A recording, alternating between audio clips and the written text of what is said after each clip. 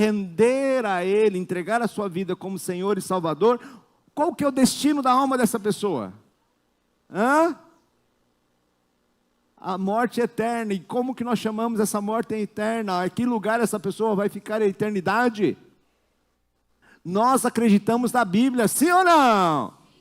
E a Bíblia diz que só existe 2 caminhos. Quando esse coração parar de bater, quando este pulmão parar de inflar, só existe 2 caminhos, 2 destinos para a humanidade. Alguns hoje, até algumas igrejas evangélicas não falam mais sobre isso, não acredito, diz que isso aqui é coisa do passado, mas nós cremos que a Bíblia, ela é a palavra de Deus, e ela nos ensina que quando você fechar os seus olhos aqui na terra, se você não aceitou a Jesus, se você não confiou a sua vida a Jesus, o seu destino é a condenação, é o inferno. Por isso que é urgente, queridos irmãos, que nós preguemos a palavra do Senhor. As pessoas precisam ouvir sobre Jesus, porque não há salvação, nem adoração, onde o evangelho do Filho de Deus, crucificado e ressuscitado, não é ouvido e crido. Aonde Jesus não chegou, a mensagem do Senhor não chegou, pessoas ainda não estão adorando aquele que é digno de receber adoração. Aonde existe um coração que ainda não adora Jesus, esse é o nosso campo missionário. Seja no exterior, seja cruzando o oceano, ou seja nos nossos vizinhos, ou dentro da nossa casa. Se há um coração que não está adorando a Jesus, se não tem uma vida de adorador, um coração que adora Jesus, esse é o nosso alvo, é o nosso campo missionário. Porque aquele que conhece a Jesus, não espera chegar aquele momento, na qual que todo joelho há de se dobrar, e toda língua vai confessar o quê? Que Jesus Cristo é o Senhor. Um dia todos se dobrarão, todos.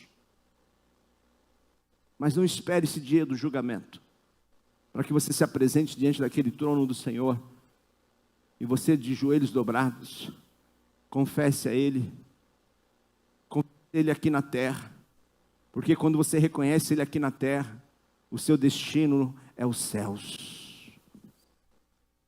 2 coisas que a Bíblia nos manda fazer constantemente. Primeiro, 1 Tessalonicenses 5,17, ele diz assim, vamos juntos? Orai sem cessar. Se você conhece alguém que ainda o seu coração não se rendeu a Jesus Cristo, ore por ela. Orar de vez em quando? Não, orar constantemente. Orar sem cessar. Precisamos orar. Oração. Nós cremos em um Deus que responde oração. Amém? Então vamos orar. Orar por este filho, por essa filha, por este vizinho, por este amigo, pelos campos, pelos países que ainda o Evangelho não adentrou. Devemos orar sem cessar. Segunda coisa que a Bíblia nos manda fazer constantemente, ele diz assim, vamos juntos? Pregue a mensagem, insista em anunciá-la, seja no tempo certo, procure convencer, repreenda, anime e ensine com toda a paciência. Então devemos anunciar a mensagem, no tempo certo ou não. Isso quer dizer, ensine a mensagem, pregue a palavra a todo tempo. Todo tempo nós devemos pregar a palavra. Você que é um crente, você precisa estar cheio de Jesus. Jesus tem que estar, o bom perfume de Jesus tem que estar emanando através da sua vida, por onde você pisar. Porque você é chamado para ser a luz do mundo e o sal da terra. Você é a igreja de Jesus. Mas qual é a mensagem evangélica? Qual que é a mensagem evangélica? Qual é o evangelho que deve ser anunciado?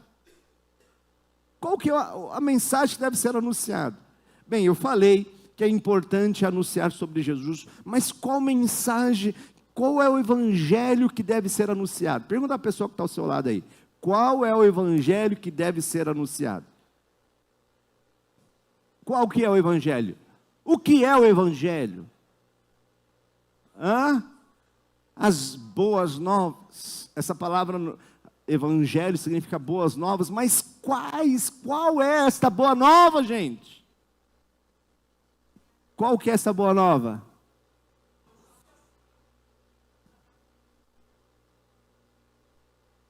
Que mais? É isso que a minha irmã Carmelita. Muito bem, que mais? Paulo, escrevendo em 1 Coríntios, capítulo 15, ele nos ensina o que é o evangelho. Ele diz assim: irmãos, quero lembrá-los do evangelho. Lembrá-los do evangelho. Por que que a igreja precisa ser lembrada do evangelho? O evangelho não é só para o não crente. O evangelho não é só para aquele que ainda não conheceu. É para nós também, irmãos. Porque muitas vezes os púlpitos, as mensagens, as músicas, às vezes tentam nos afastar e levar para coisas boas da vida. Falando de coisas boas da vida, como a prosperidade, como ter uma vida gostosinha, como você ter alguns passos para ter um bom casamento, um bom orçamento, questões financeiras. Isso é muito importante, é boa, coisa boa. Mas Paulo nos faz lembrar a principal mensagem que a igreja deve anunciar. Irmãos, quero lembrá-los do evangelho. Do evangelho que preguei a vocês. Então, a mensagem do evangelho é para aquele que não conhece a Jesus ainda, mas a mensagem do evangelho é para nós também. Por que que é importante nós lembrarmos do evangelho? Porque é por meio do evangelho que nós temos esperança e temos vida e vida em abundância. Irmãos, quero lembrá-los do evangelho, e nessa manhã quero lembrá-los desse evangelho que Paulo pregou, que preguei a vocês, o qual receberam e no qual estão firmes. Assim espero. Fique firme no evangelho. Chacoalhe seu irmão, diga para ele: fica firme no evangelho. Amém? No evangelho, nas boas novas. Por quê? Verso 2. Olha só o que ele diz no verso 2. Por meio desse evangelho, vocês são, se guardarem firmemente a palavra que preguei a vocês. Caso contrário, vocês têm crido em vão. Aqui está aquela pergunta, aquela questão: será que quando uma pessoa que ouviu o evangelho, ela pode perder a salvação? Ela pode perder a salvação? Pode perder a salvação? Um crente pode perder a salvação? Aqui está dizendo algo muito importante. Se guardarem firmemente a palavra que preguei a vocês. Então guarde firme esta palavra. Guarde firme esta palavra. Caso contrário, você tem crido em vão. Então quer dizer, a pessoa esteve na igreja, viveu ali junto com os crentes, mas hoje não está mais, está numa vida mundana, vivendo aí, uma vida terrível de pecados, mergulhado no pecado. Ai, pastor, se essa pessoa falecer, ela vai estar no céu ou no inferno? A palavra de Deus diz que nós devemos ficar firme no evangelho. É fácil ser crente? Claro que não. Senão ele não diria: fique firme, fique firme no evangelho. Caso contrário, vocês têm crido em vão. Então quer dizer que a pessoa nunca creu em vão, não creu com a fé salvífica. Ela nunca depositou a sua fé no evangelho de tal forma de entregar a sua vida ao Senhor. Mas o que é o evangelho? Paulo vai escrever no verso 3 em diante, ele vai explicar.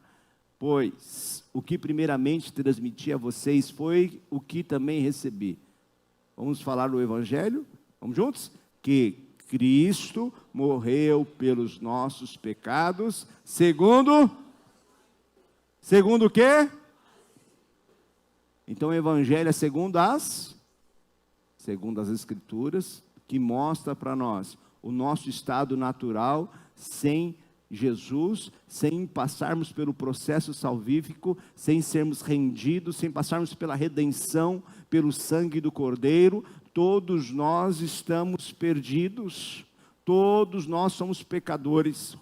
Paulo nos ensina isso, não existe ninguém perfeito, não existe ninguém tão bonzinho, tão boazinha, que nunca tenha cometido um ato de infração, um errado alvo em algum momento da sua vida. Então todos nós somos pecadores. Mas eu sou crente, nasci na igreja, sou filho de crente. Filho de peixe? Filho de crente? Não é crentinho, né? Então, a salvação, ela é individual. Cada um de nós precisamos depositar a nossa fé no Salvador. Por quê? Cristo morreu pelos nossos pecados. Cristo lá na cruz do Calvário, segundo as Escrituras. Por isso que nós estudamos o livro de Levítico. Um livro realmente difícil, para mostrar para nós que era necessário que um animal naquela época, ele fosse morto, sacrificado, e ali nesse sacrifício, aquele animal, ele se tornaria propiciação pelo pecado do ofertante. Então quem estava entregando aquele animal, quando aquele animal era morto, essa pessoa se identificava com aquele animal. Então o preço do pecado, o salário do pecado é... Então o animal era morto, sacrificado, e o sangue daquele animal era aspergido de alguma forma, para que aquele sangue pudesse limpar, pudesse de alguma forma aquela pessoa novamente ter um relacionamento com Deus. Mas em Hebreus nos ensina que por mais que este seja uma orientação das Sagradas Escrituras, por mais que houvesse uma tentativa de um sacrifício para o perdão dos nossos pecados, aquele sacrifício, ele era necessário ser feito recorrentemente, constantemente. Talvez quando você pecasse de uma forma consciente, ou até de uma forma inconsciente, você deveria fazer um sacrifício. Então o sacrifício era pago, era feito constantemente, todo dia tinha sacrifício, todo dia. Mas Deus, Ele providenciou o sacrifício perfeito. Ele entregou a oferta perfeita. Deus providenciou que o cordeiro que foi imolado na cruz foi perfeito, sem defeito, sem pecado, e o sacrifício proporcionado pelo próprio Deus, entregue por meio do seu Filho Jesus na cruz, era perfeito, e o seu sangue não tinha pecado. Por isso que esse sacrifício que Jesus fez há quase 2000 anos atrás, continua válido hoje. E por meio desse sacrifício, por meio do lavar pelo sangue de Jesus, recebemos perdão dos nossos pecados. Por isso que não fazemos mais sacrifício, porque o sacrifício foi feito. Cristo morreu pelos nossos pecados, segundo as Escrituras. Ele seguiu a Escritura, ele cumpriu ali a lei, o sacrifício foi perfeito. Jesus é o Cordeiro de Deus que tira o pecado do mundo. Verso número seguinte diz assim, o verso 4. Vamos juntos? Foi sepultado e ressuscitou no terceiro dia, segundo as Escrituras. E qual que é a mensagem do Evangelho? A mensagem do Evangelho é que nós, seres humanos, somos pecadores, estamos destituídos da glória de Deus, segundo as Escrituras, nos mostra que veio um sacrifício perfeito, enviado pelo próprio Deus. Ele providenciou o Cordeiro, que foi morto lá na cruz, ele se entregou voluntariamente, e como uma ovelha muda foi para o matadouro.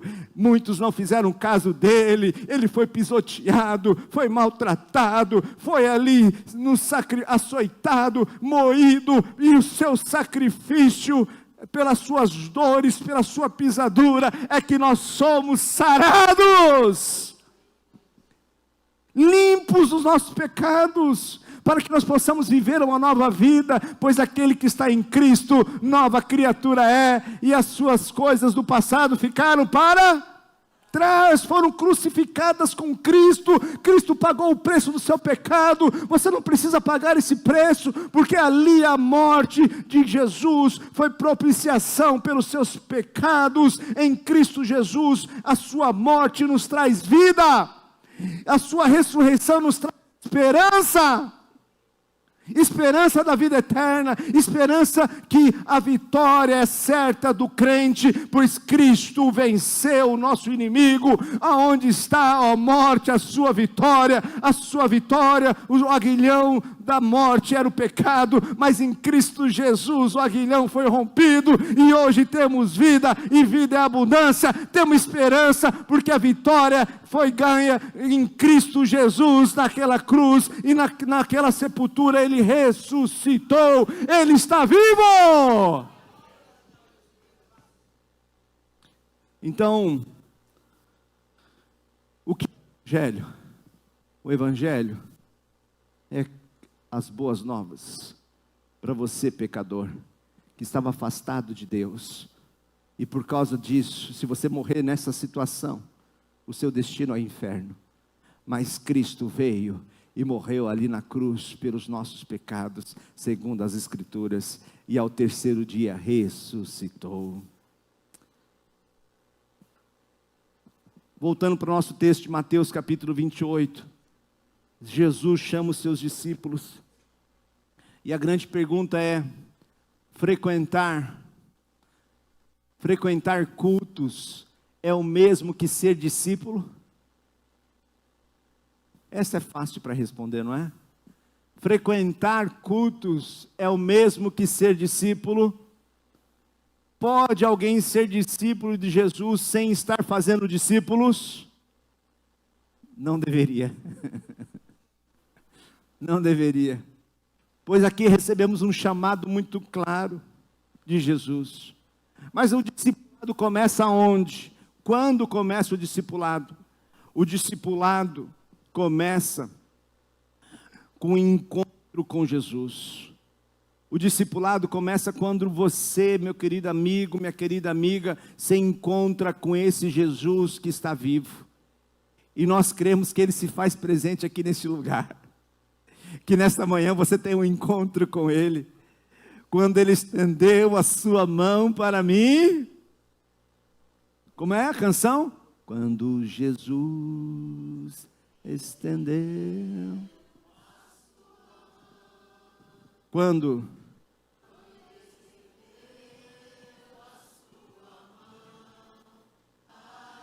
Eu era.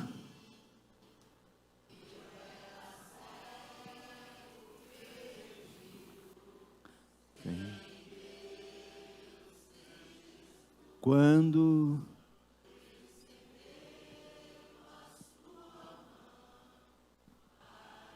que nesta manhã você veja a mão de Jesus, que nesta manhã você se agarre a Jesus, que nesta manhã Jesus que se faz presente aqui neste lugar, você possa ver esta mão te tirando você do lamaçal do pecado, te limpando, te curando, te dando nova vida, te dando propósito. O Evangelho de Mateus termina aqui, no Mateus capítulo 28, termina com Jesus no monte. Monte sempre foi lugar de revelação, monte foi lugar de encontros, monte foi lugar de envio. Moisés teve um encontro com o Senhor, naquela sarça que ardia, que pegava fogo, mas não era consumida. E diante daquela sarça, Moisés escutou uma voz chamando, dizendo: Moisés. E Moisés se aproximou daquele lugar, e Deus, por meio daquela sarça, Moisés escutou uma voz e disse: Moisés, tira a sandália, pois o lugar que está pisando é santo. Ah, queridos irmãos, o Senhor se faz presente aqui neste lugar. Moisés tinha que tirar a sandália. Alguns vão dizer porque a sandália estava suja. Mas o tirar das sandálias pode significar que para você chegar diante de Deus, para você viver esse novo de Deus, você vai ter que tirar a sandália, você vai ter que deixar o seu passado para trás, para viver algo novo. Deus tem uma vida nova. Deus te chama, o discipulado começa nesse encontro, de você deixar a sandália, você deixar a velha vida, deixar o seu pecado, a sujeira para trás, e se aproximar daquele que é santo, daquele que vive, aquele que é eterno, aquele que é o nosso Senhor, e que nos conduz a uma novidade de vida, novidade de propósito, novidade de missão para nós. O discipulado começa com o encontro com Cristo. Assim como Moisés recebeu a lei no Sinai, depois Moisés teve um outro encontro no outro monte, no Monte Sinai, recebendo a lei. Jesus agora dá uma nova lei do reino aos seus discípulos. Ele havia já resumido a lei no grande mandamento em Mateus capítulo 22. Ele diz assim em Mateus 22, verso 36. Mestre, qual é o grande mandamento da lei? Verso 37. Respondeu Jesus, vamos juntos? Amarás de toda. 38. Este. E o segundo. O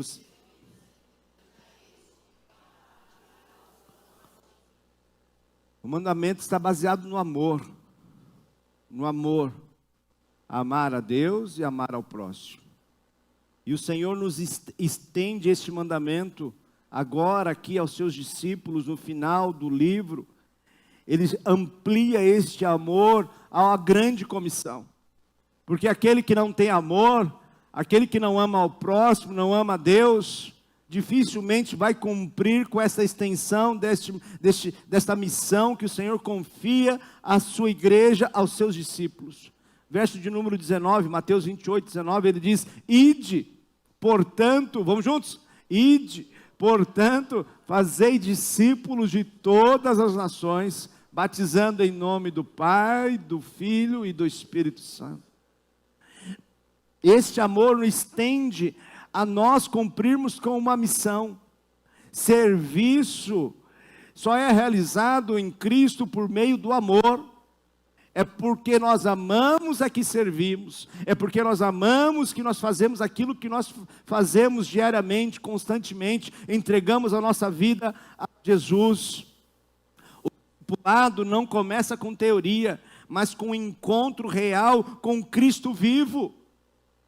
Não é apenas conceitos teológicos, filosóficos, mas é um encontro com aquele que ressuscitou, é um encontro com a mensagem viva que está presente diariamente, nos conduzindo, pois Ele é o caminho, Ele é a verdade, Ele é a vida, ninguém vai ao Pai senão por Ele, então estejamos nele, neste caminho. O discipulado, ele é custoso. O discipulado, ele nos chama para vivermos e morrermos por Cristo. O discipulado, ele é custoso. Diz Mateus capítulo 16, verso 24. Quer vir após mim? Vamos juntos? Se alguém quer vir após mim, a si mesmo se negue. Tome a sua cruz e siga-me. Agora sim, né? O discipulado é custoso e exige renúncia. Renúncia. Renúncia do nosso ego, do controle da nossa própria vida. Muitos querem um Salvador, mas poucos querem um Senhor. Muitos querem a mão, as bênçãos de Deus, mas não querem a sua face, não querem o Senhor, o encontro, a intimidade com Ele. Muitos vivem um evangelho de uma graça barata, que diz, venha como você está e fique como você está, porque Deus é amor, não vai mandar ninguém para o inferno, Deus é amor, você não precisa fazer nada para Ele, porque Ele já fez tudo por você. Essa é uma parte do evangelho. A graça é verdade, ela é um favor que nós não merecemos, é um favor que vem de Deus para conosco. mas a graça ao mesmo tempo nos impulsiona e nos atrai a esse perfeito amor, essa graça que emerge da palavra de Deus e na presença do Espírito, vai nos impulgindo o nosso coração a viver algo novo, a olharmos para Ele e olhar a sua santidade, a sua beleza e olhar para nossos defeitos, as nossas limitações e a sua luz iluminando, brilhando e denunciando em nós as nossas mazelas, as nossas más obras, denunciando em nós os nossos pecados. Porque muitas pessoas não querem ir à igreja, porque muitas pessoas não querem ouvir o Evangelho, porque quando nós somos confrontados com esse Deus que é santo, com essa luz que brilha, ela ilumina-nos as nossas trevas, ela ilumina o que está no nosso interior, no nosso coração. E aí nós temos duas coisas a fazer. Podemos fazer: fugir desta luz e voltar para as trevas aonde estávamos, ou nos render a esta luz e permitir que o sangue de Jesus nos limpe e nos transforme.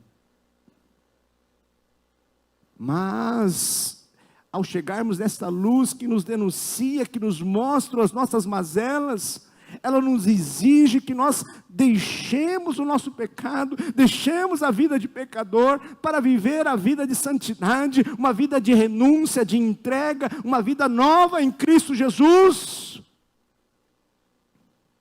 Então o discipulado é custoso, porque renuncia o nosso ego, o controle da nossa própria vida. É abrir mão do nosso conforto e segurança.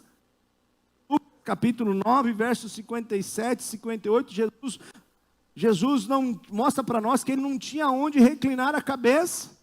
Quando Jesus e os discípulos iam pelo caminho, um homem disse a Jesus: vamos juntos? Eu estou pronto a seguir o Senhor para qualquer lugar onde o Senhor for. Aí Jesus vira para ele e diz, verso 58, então Jesus disse: as raposas e os pássaros, mas ninho, pessoal, é lugar de segurança, ninho é lugar de conforto. Você imagina um pássaro ali com seus ovinhos, daqui a pouco os ovos então quebram e nascem os passarinhos, e os passarinhos começam a crescer naquele ninho, a mãe vai, pega o alimento fora e volta para aquele ninho e coloca o alimento dentro da boca daqueles passarinhos. Mas passa-se alguns dias, passa-se alguns meses, e aqueles passarinhos começam a crescer. Você acha que esses passarinhos vão suportar dentro daquele ninho? Mas é isso que muita gente está querendo viver a sua vida cristã. É isso que tem muitos pais que querem viver com seus filhos dentro do ninho. Chega uma hora que o ninho não suporta mais, não cabe mais, porque esses passarinhos têm que crescer, esses passarinhos têm que voar. Tem muito passarinho dentro do ninho, que já era tempo de estar voando. Tem muito passarinho esperando a mamãe trazer o alimentinho dentro da boquinha do passarinho, mas esse passarinho já está grande, já está na hora de sair deste ninho, está na hora de voar. Ai, mas dentro do ninho eu tenho segurança, dentro do ninho eu tenho proteção, dentro do ninho eu tenho conforto, dentro do ninho eu recebo o alimento. Ah, meu querido, é hora de voar. Tem muito crente que já estava tomando leitinho, mas estava na hora de comer carne, está na hora de atendente, já está crescido, está na hora de se levantar, está na hora de assumir a sua responsabilidade, está na hora de você voar, está na hora de você reconhecer que Jesus tem um bom propósito sobre a sua vida, tem uma missão para você. Há muita gente que às vezes para cumprir o chamado, eu lembro quando eu era missionário, eu ia pregando nas igrejas, aí uma pessoa dizia: pastor, missionário, eu quero ser missionário também. Falei: glória a Deus. Aí a segunda pergunta que a pessoa fala, a segunda palavra que a pessoa falava para mim era assim: mas quanto ganha um missionário?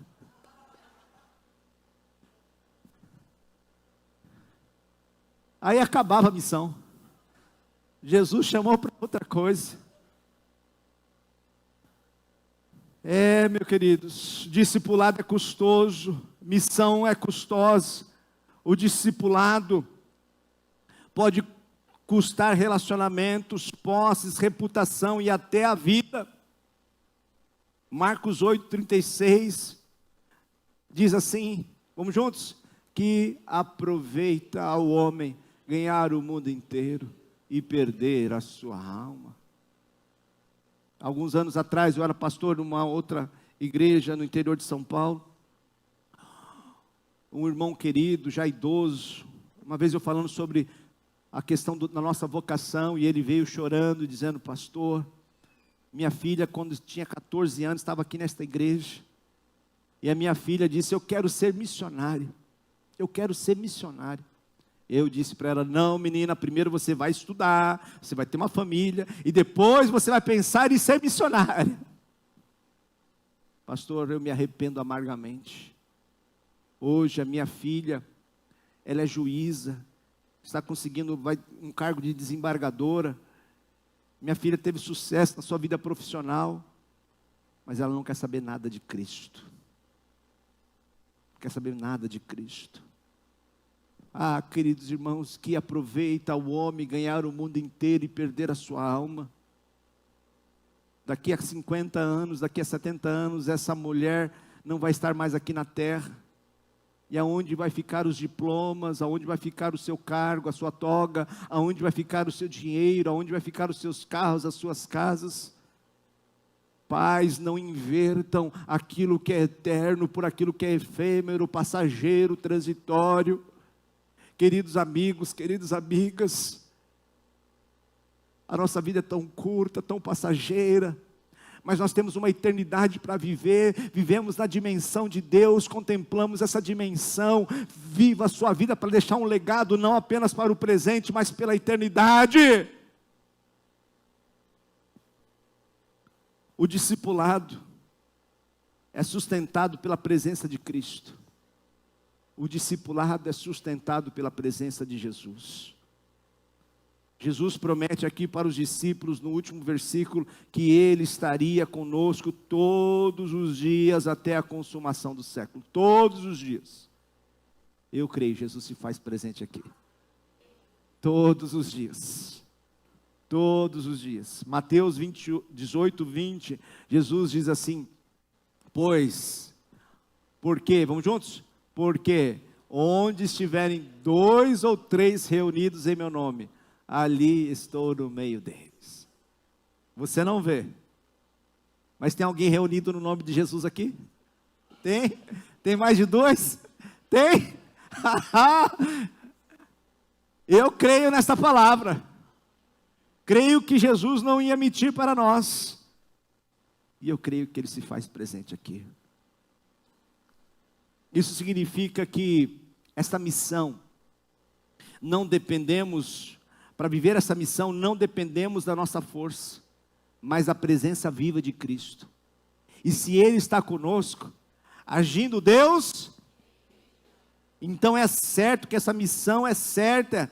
Efésios 5,18 nos ensina que nós não devemos embriagar com vinho, cuidar de dissolução, mas devemos nos encher com o Espírito. Efésios 6,19, Paulo diz assim: e orem também por mim, a fim de que Deus me dê a mensagem certa. Quando eu falar, fale com coragem, torne conhecido o segredo do Evangelho. Preste atenção aqui, Paulo está dizendo: coragem para pregar o Evangelho, para viver o Evangelho, vem de Deus. É Deus que nos dá um espírito de coragem, não de covardia, mas um espírito de coragem, um espírito de poder. Por quê? Para pregarmos o Evangelho. Queridos, o Evangelho é boas novas. As pessoas não, se nós formos na força do braço, nossa inteligência, ninguém se converteria. Mas aquele que sonda os corações, aquele que ilumina o nosso interior, é Ele que nos conduz à sua presença.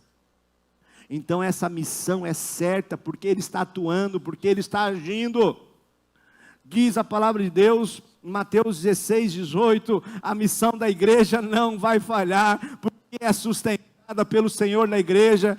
Jesus diz assim: também eu te digo que tu és Pedro, e sobre esta pedra edificarei a minha igreja, e as portas do inferno não prevalecerão contra ela.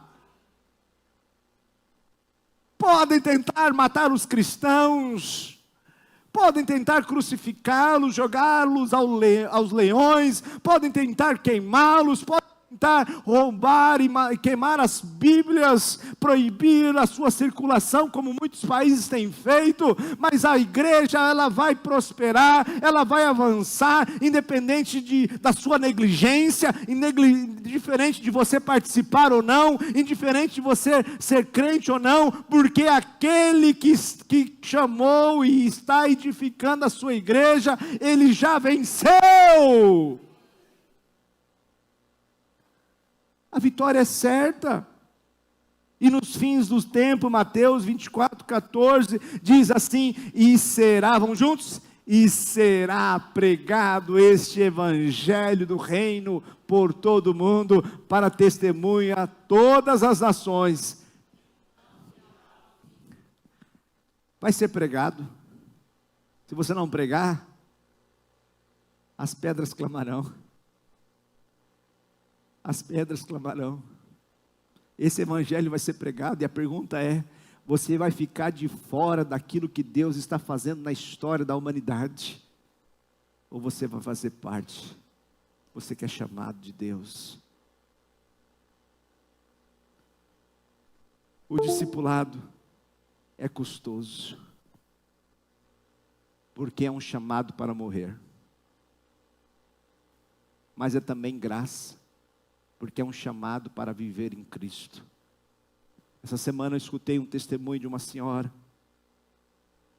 Seus 2 filhos, menos de 20 anos, foram sequestrados por um grupo terrorista. E eles mataram os seus 2 filhos, mas filmaram. Filmaram na hora que estavam cortando o pescoço daqueles meninos. Era um misto de tristeza e alegria. E aquela mãe dizendo uma mensagem para aqueles que tinham matado seus filhos, e disse assim: olha, eu os perdoo, porque vocês me fizeram um favor. É triste a dor, mas no momento que eles estavam sendo degolados, a câmera filmou os lábios daqueles meninos, e eles estavam dizendo assim: Senhor Jesus, tenha misericórdia de mim. E aquela mãe disse: eu sei aonde os meus filhos estão, e eu sei que um dia eu vou reencontrá-los, porque mesmo diante da perseguição, eles não negaram a Jesus, porque Jesus estava ali com eles. Jesus estava os conduzindo aos céus. Queridos irmãos, o Senhor te chama para morrer e viver para a glória dEle. E eu quero perguntar para você nesta manhã: mesmo que você não tenha certeza absoluta, vou apelar ao seu coração, até onde você consiga discernir se esta for a direção de Deus para você, e você a seguirá, a menos que Ele deixe claro o contrário. Você pode ter 12 anos, pode ter 15 anos, você pode ter 70 anos, 55, 80 anos. Se você tem essa certeza, essa forte sensação de que Deus está te guiando para missões, para fazer discípulos, seja nas proximidades da igreja local ou em outros países,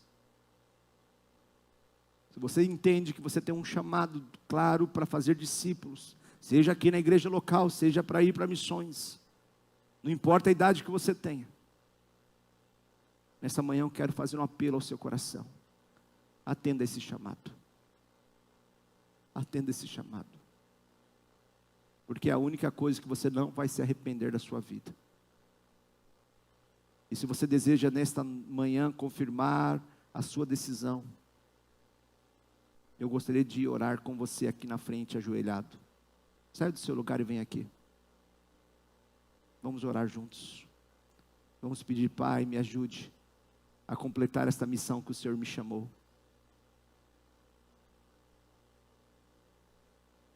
Não vai ter música, não vai ter apelo emocional, porque é um chamado consciente. Pode se ajoelhar aqui na frente, pode orar ao Senhor.